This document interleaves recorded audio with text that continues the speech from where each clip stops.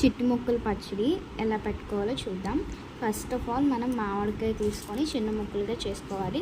చిన్న ముక్కలు మీకు నచ్చిన సైజులో చేసుకోవచ్చు, లేదు అంటే తురుముకోవచ్చు. సో నేను ఇక్కడ ముక్కలు చేసుకున్నాము. ఇలా డ్రై రోస్ట్ చేయాలి.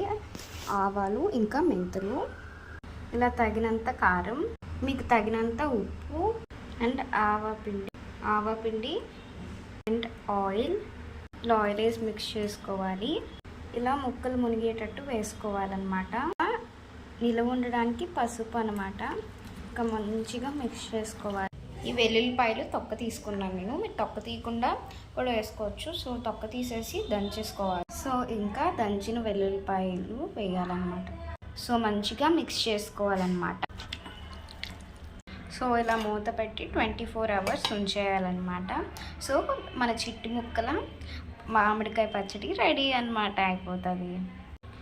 మేము ఈ మధ్య కొత్తగా స్టార్ట్ చేసాం. Please do subscribe to our channel and please like to our channel.